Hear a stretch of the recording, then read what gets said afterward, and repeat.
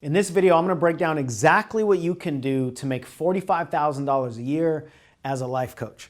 And the reason this is so critical is that way too many people are following all these one-size-fits-all assembly line approaches and getting nowhere, or even worse, losing a ton of money and actually doing a lot of emotional damage. What I'm going to share with you comes from my experience. If you don't know me, my name is Sean Smith. I've been coaching for over 15 years. I've been coaching coaches for over 10 years about how to build foundational and sustainable coaching businesses that they love.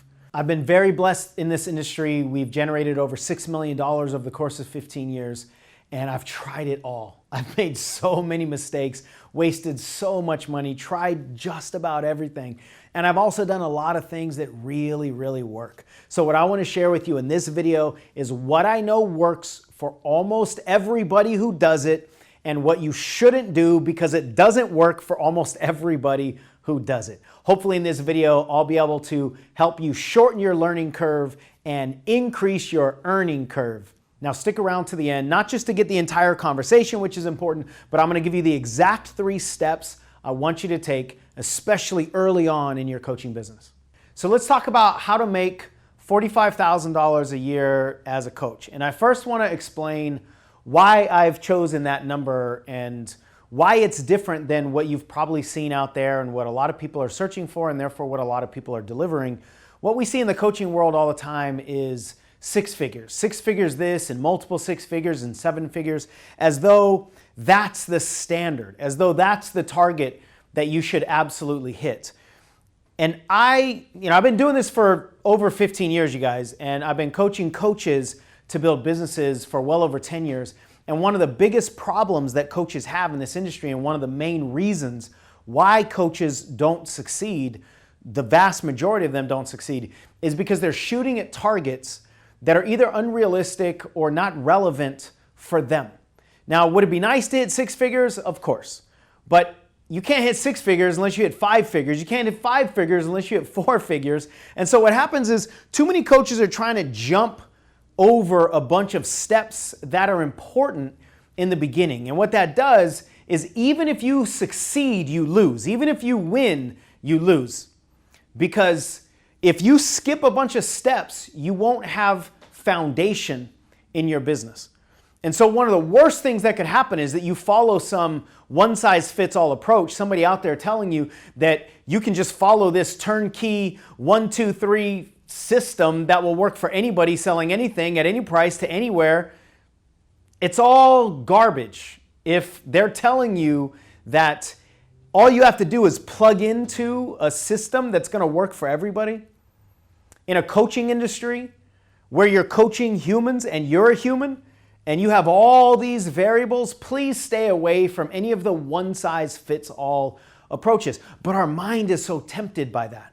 We want the shortcut. We want to know what the guaranteed way is so that we won't fail.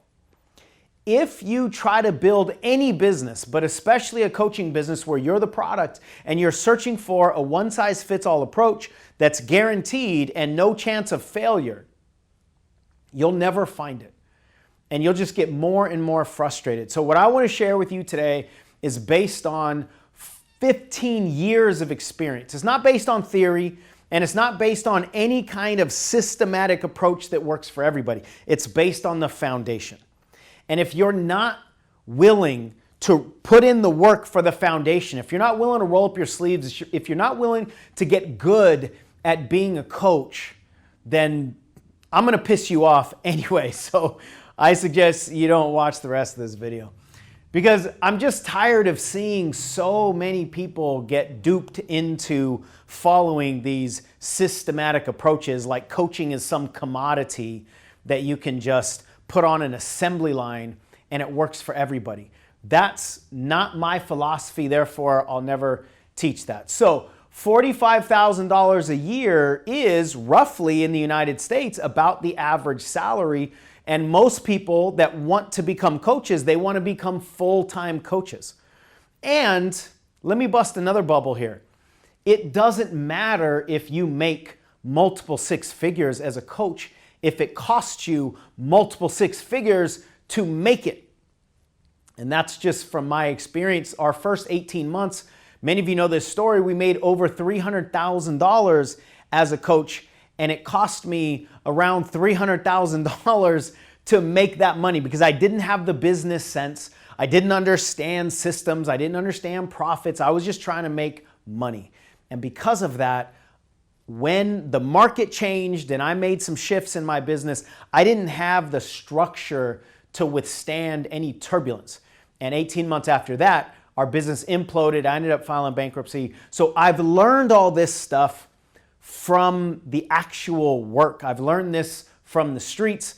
I got all of my wisdom falling down the hill and collecting all the bumps and the bruises and the scrapes all along the way. So that's why I believe so strongly in what I teach, is because it's just coming from what I've seen. And I've talked to I don't know how many thousands of coaches over the years about what works and what doesn't work. And so what's important when you start to build a business is that you break it down and you find what is called the minimum viable product. You might have heard this if you've studied business before. You need to know that somebody's going to buy a product. This product needs to be validated. And here's what most coaches do. They try to skip over that and they just try to jump to the money. What's the fastest way I can earn money? And you know what? If that's somebody's philosophy, then I gotta say it, no matter how harsh this sounds, I hope they fail, because this coaching industry deserves people who are in it foundationally, who are in it for the service, who are willing to do the work to get really, really good at helping people in their lives. Okay, so that's my soapbox about the money and the philosophy about all this. So I wanna break this down. To make $45,000 as a coach, if you divide that by 12, you get $3,750 per month. And it's important to divide it down so that you have more manageable, digestible, and more believable targets. Now, let's say that you want to start out coaching at $1,000 for 3 months, which is a very doable package. And everything that I share with you today is going to be expandable or contractible based on a bunch of different variables. So I'm going to give you examples. These aren't necessarily my suggestions for every single one of you, because you might want to do $1,000 an hour starting out as a coach, or you might want to do $250 for 3 months. Depends on your certainty level and confidence and who you're selling to and a bunch of different variables. But for the sake of this, let's say $1,000 for a 3-month coaching package, which is a very reasonable rate. Then you really only need to sell 4 of those each month in order to, and you'll have a little bit of cushion there, in order to make $4,000 a month, which would actually get you a little bit higher than that, but we add a little bit of buffer room for some expenses and some other things you might not be ready for. But let's just say this is 4 clients per month, okay? So now the question is not how can I make this amount of money per month, it's how can I get 4 clients per month? And when you give yourself that kind of specificity, the brain latches on a lot better. The brain is more intrigued by something that's more short-term and something that's smaller and consumable, and it can understand it, right? So if the goal is to get 4 clients a month, if you're like most people, my suggestion for most people in the coaching industry is not to try to run out and build a coaching company or try to build a big brand. That's not going to be the most valuable thing for you to do. If your goal is to do this full time and you just need a small number of clients per month, then let's do it in the leanest way possible, with the least amount of variables, with the least amount of expenses, and with the most value to you. And trust me, this will be, in my experience, the best way for most of you to build your business in the beginning. And I already kind of jumped ahead of myself, but one of the things I suggest is don't fall for the okey doke. Don't fall for the BS. Don't fall for all the one-size-fits-all approaches. You don't need all of that stuff. You don't need what so many people are telling you that you need or what you're seeing that a lot of people have. You might see a bunch of people with websites, so you think, if I want to do what they're doing, then I need a website. You might have gone through somebody's sales funnel, so if I want to do what they're doing, then I need a sales funnel. All of that makes sense, and for most people, it's just not true. You don't need all that stuff. You don't need business cards and logos and sales skills, and I'm putting that in quotes because you definitely don't need to learn how to sell like a salesperson, like a shark, like somebody that's been doing this for a long, long time, selling cars or, I was going to say motorhomes.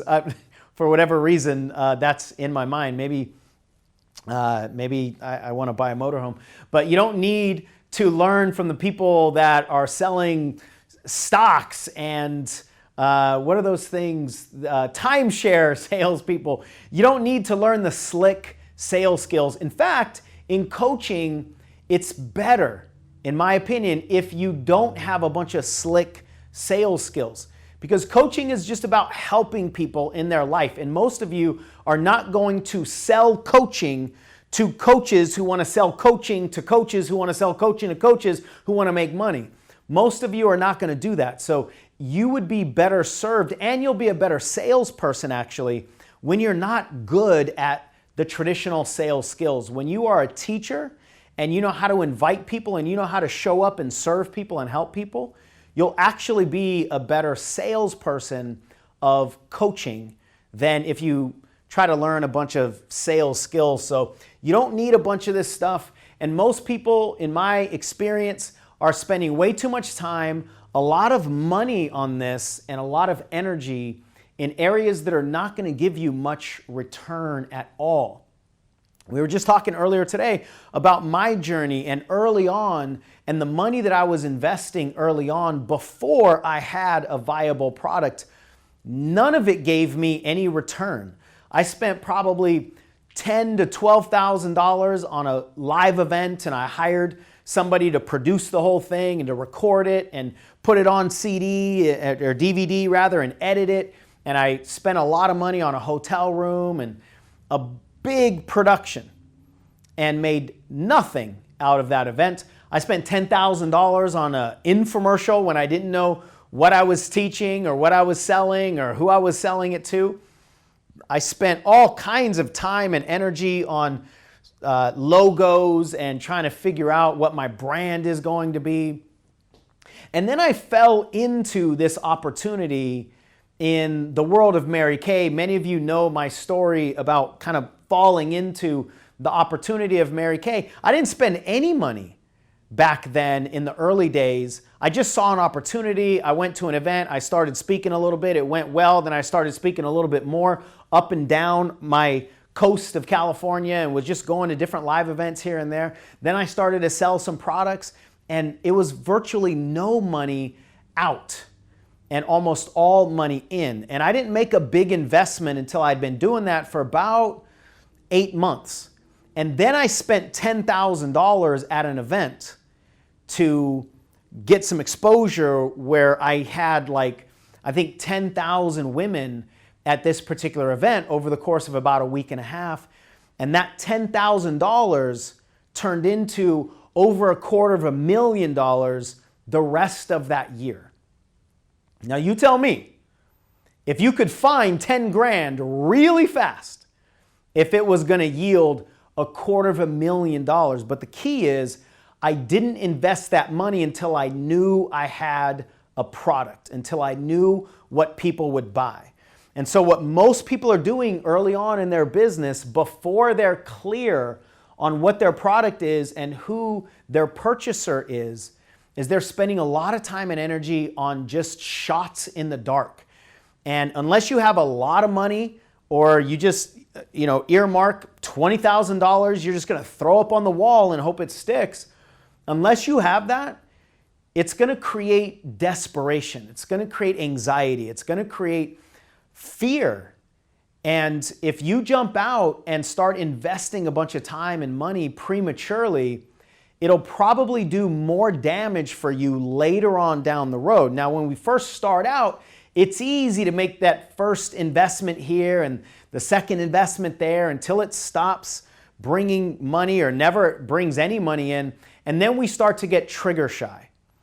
And being trigger shy, meaning afraid to pull the trigger because there's too much financial risk or there's too much emotional risk, being shy to pull the trigger on risk as a business owner is essentially death. You cannot build a business by avoiding risk because you'll never be able to adequately predict the future. So there's always going to be risk. However, you can mitigate that risk, especially early on, by doing the things that will give you more confidence and certainty before you start throwing a bunch of stuff up against the wall. Now, the one thing that I invested in early on that provided the greatest return, which actually led to the $10K into a $250,000 investment, was me. I think all of you know that you are your most valuable asset. In business, your mindset and your resiliency and your confidence and your ability to think as a business owner is the most valuable asset that you're going to have. It's not any of these external things. So if you think about it, why wouldn't you put an adequate amount, if not the most amount, of your effort and your investment in your most valuable asset? But most people don't, because we don't think properly as an entrepreneur, or we haven't been taught what to invest in and what to not invest in. And here's the other thing. The majority of the things that will probably intrigue you, especially if you're new to business, the majority of the stuff that's most intriguing is probably the worst investments you can make. There's something about it, and I don't know that I can articulate it right now in this moment, but there's something about it that, like, whatever tempts us the most is probably appealing to a piece of our ego or appealing to a piece of our shortcut desire that actually makes it the wrong thing to invest in. And that's probably why so many people fail, is because they fall to the temptations of their ego's desire. And they try to do everything safe and try to make sure they don't make any mistakes. So we can remove as many variables as possible and have as much specificity as possible, but we can never remove the elements of risk in building a business. So you can be smart about your risks, but you can't eliminate them altogether. Hopefully that's making sense as it comes out, as much sense as it is in my head. So I don't want you to follow any of that stuff. Here's my suggestion. I'm going to give you 3 steps. And if you follow these steps, I can't make any promises about how long it's going to take and any of the numbers and conversions, of course, but I'm going to give you 3 fundamental steps that I think most people should be following before they get into trying to expand the business and do all the sexy stuff. Most of you have to figure out, do you have a viable product? And that product is you. Now, I'm assuming that you have confidence. I'm assuming that you've gone through a certification course. I'm assuming that you have certainty. If you don't have certainty in yourself, if you don't have confidence, if you haven't gone through some kind of certification course that gives you an idea of what curriculum you're going to teach and gives you some footing, right? Some rooted confidence in who you are as a coach and what you're actually selling, then do that. And if you want information on our certification programs, I'll put a link in the description, or we'll put a card up here so you can click on that, see if that's something that you want to explore. But I'm assuming with all of this that you have the confidence, and confidence is something that's going to continuously improve as you do a lot of this work. So the first thing I suggest you do is something I call seeker interviews. So let's first talk about what a seeker is. What most people are focused on, and the language that most people use when it comes to building a business in the coaching industry, is ideal client or ideal market or target customer, target client. And I totally understand the idea there. But listen to the language. Who is your target? or who is your ideal client? That kind of language doesn't help most people. And again, this is just coming from 15 years of experience for me, both personally and helping so many coaches with this concept. So the energy of target client, I mean, think about it. If it's a target, it's like, I'm going to pull back my bow and arrow and fire at my target, right? Or I'm going to chase them down and lasso them, lasso, whatever. Lasso them and, wrangle them, wrestle them, wrap them to the ground. I didn't do a whole lot of whatever that is called as a kid or as an adult, actually. So the idea is that we're chasing. And it doesn't help most people to think about, who am I chasing? Because so many of us don't have maximum confidence in who we are. We don't have maximum belief in our value as a product, especially early on. So when we think about, who am I going to go sell to? Who am I going to chase down and market to? That doesn't support most of us getting into action, because it actually just triggers most of our limiting beliefs and our doubts and our fears and our traumas and the visibility issues and all these things that don't support us actually getting into action. But if you think about this target client as your seeker, then my experience is it changes the energy completely. So the question isn't who's out there that you want to chase down and sell to. The question is, who is already seeking the knowledge that you have in your head? Who's already seeking the lessons that you've learned in your life? Somebody out there right now is typing into Google, or they're talking to their friends, or they're resting their head on the pillow at night wondering, how do I do this? Or how can I avoid this? There are plenty of people out there that are actively seeking you. So it's not about you chasing them, it's about you making yourself known to the people who are chasing you. And what that does is it changes the selling energy to more of serving energy. So then the question is, if people are seeking you, will you help them? If somebody has their hand raised and asks you a question, would you answer them? And my experience, for anybody that's attracted to the kind of work that I do and the kind of teaching that I do, that means you're probably a teacher as well. Anybody that's attracted to that, anybody that has more desire to teach and to help and to serve than to sell, will stand up and help people that are in need right now, will answer the questions that people are asking.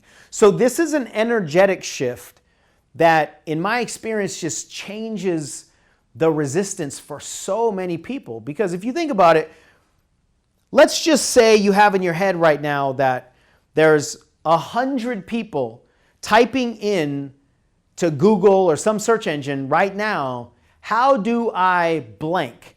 And that blank is something that you can answer. If you knew right now there was 100 people searching for you, do you think you'd be more compelled to get in front of them? That's really what we're talking about. It's not about all the marketing and the sales and the messaging and the branding. It's just, do you want to get in front of the people that are already seeking you? And then I want you to take the concept of people and narrow that down to a single person. That's why this is singular, seeker. Who is the person that is seeking you? This right here, in my experience, is the main reason most new coaches fail. Because they never put in the time to identify a single seeker.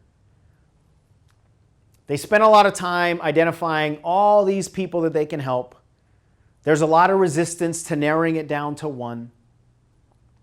And I'll just tell you, that's the main reason, the most common reason that most people fail. And you identifying a single person that's seeking you is really more about what it does for you. You don't have to get this profile exactly right. But if you imagine a single person seeking you, there's a better chance that you're going to spend a little bit more time doing the work to get in front of them than if it's about you just making money, or if it's about you impressing people or you satisfying any of your other ego desires. You serving a single person is probably, if you're like most people, is probably going to get you up and in motion and get you rising back up after you fall down faster than any of that other stuff that most people are focused on. So that's what a seeker is. Now, what a seeker interview is once you identify who that person is, who your seeker is, you go look for him. Create the magnet that will attract your seekers. Now, I'm going to put a link in the description to help you identify who your seeker is. And once you have a little bit of clarity on who your seeker is, then I want you to put a magnet out and try to find them and serve them. So if you click on the link in the description, you're going to get two things. You're going to get a handout that helps you identify who your seeker is. And then once you have that information, you're going to get a list of interview questions. And that is for your seeker interviews.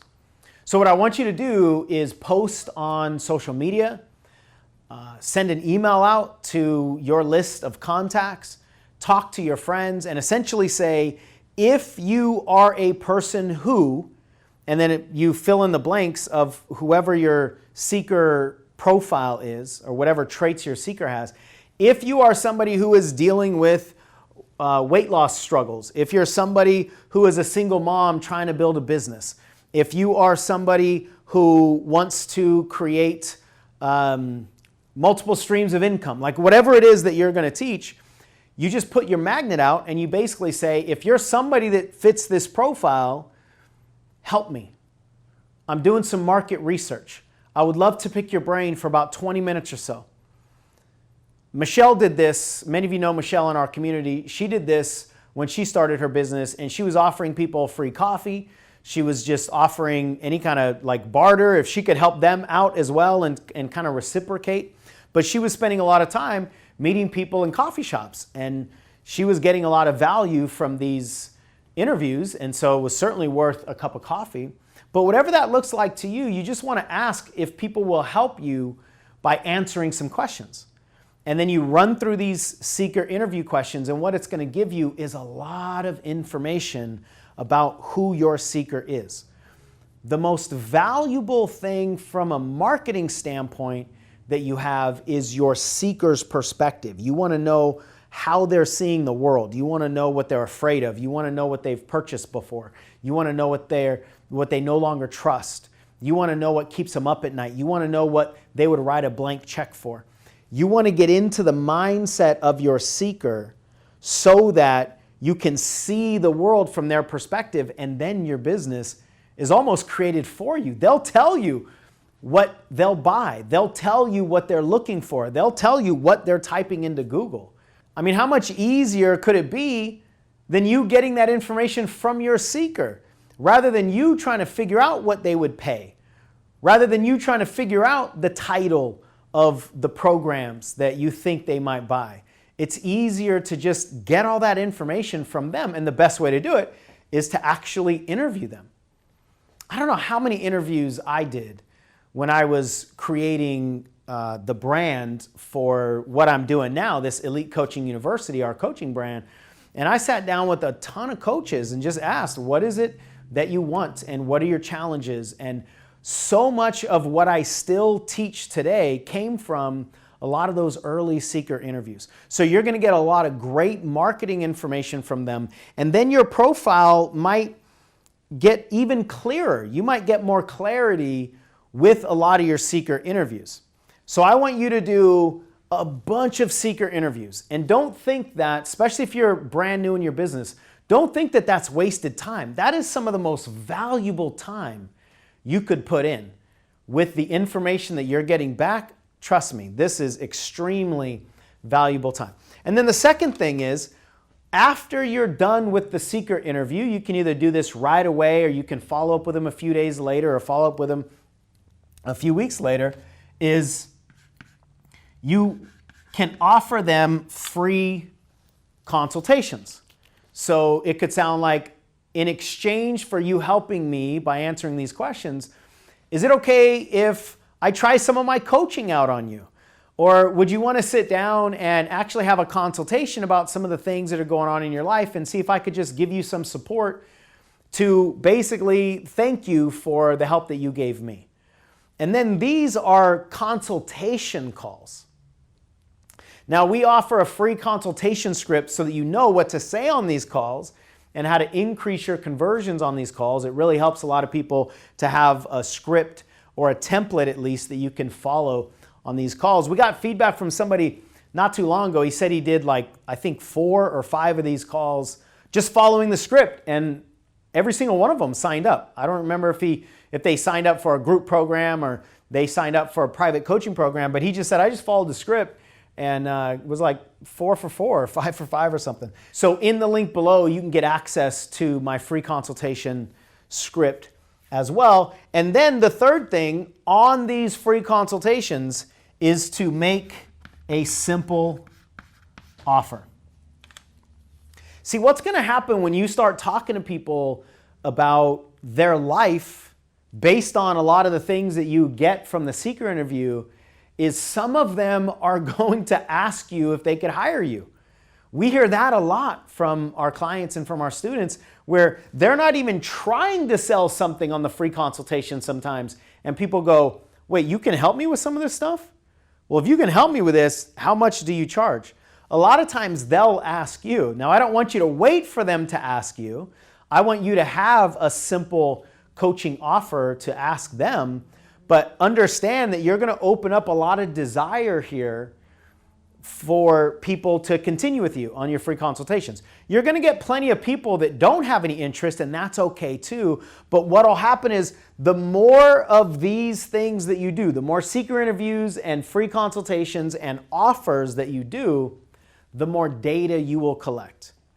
And let's say now, let's tie this all back together. Let's say now that for every 10 seeker interviews, you end up doing 5 free consultations. And let's say for every 5 free consultations, you get a coaching client at $1,000 for 3 months.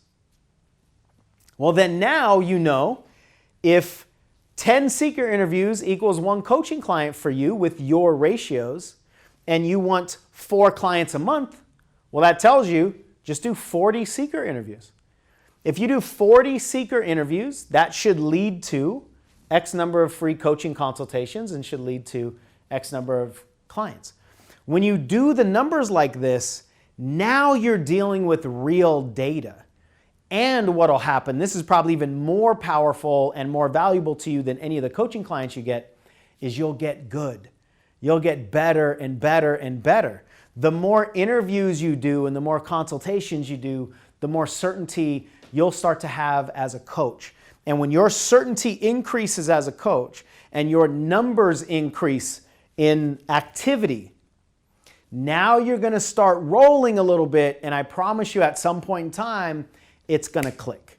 And when it clicks and you start hearing the language from your seeker interviews about what they want, and you start getting confident because people are starting to hire you, that's when you can kick in to high gear a little bit more, investing time or energy or money into now what you know is a viable product. So I hope this makes not just sense to you, but I hope it makes it more simple for you to get in motion. My philosophy is that probably 90 to 95% of the coaches that want to be full-time coaches, people that are certified, people that have time, people that have money, I would say about 95% of them should just spend a good chunk of time just creating a business. Don't worry about creating a company. Don't worry about creating a brand. Don't worry about scaling all these processes up until you know you have a viable product and you know you have confidence. And when you start coaching people, especially when they're paying you, when you are that professional coach and you start getting in motion a little bit more, and you start getting client results, the level of conviction that you'll have, not just in your mind, but in your heart and in your body, that more people need what you're offering, then everything is going to get exponentially faster for you.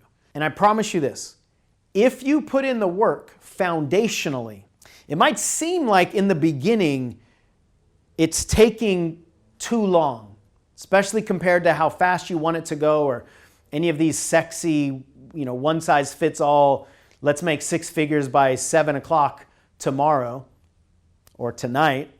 If you do this foundationally, there will come a time where your business starts to pick up more exponentially. Whereas if you jump over the foundational steps, there will probably come a time when, if your business ever gets successful, it will crumble because it doesn't have the foundation inside, and you won't have the certainty and the confidence inside that you need to overcome all the challenges that business gives you. I will never, ever tell you that this will be easy. I'll just do everything that I can to lay out the steps and tell you that we'll support you if you need it. And speaking of that, if there's anything at all about all the things that I talked about in this video, or anything else related to your coaching business, whether it's an internal thing about your fears or conflicts, or it's an external thing about strategy, if there's anything at all that we can support you with, click the link down in the description and you can register for a free coaching consultation, and we'll help you identify and clarify what the best next step is for you. If you have any questions about any of this stuff, please comment below, or let me know if this works for you. Let me know if you're doing some of these calls and you're starting to get more confidence, you're starting to get some coaching clients, then let me know that too, so that we can celebrate your success. So I want to leave you with this thought. Wherever you are and whatever lessons you've learned in your life, people are looking for them right now. You have enough, you are enough, go serve them. Now, if you like this video, check out that video where I help you clarify even more who your seeker is. And if you pay enough attention, you might see a cameo from a llama. And if what you're trying to do is appeal to a bunch of different people about a bunch of different things, you're going to really struggle, and you're actually going to be doing them a disservice.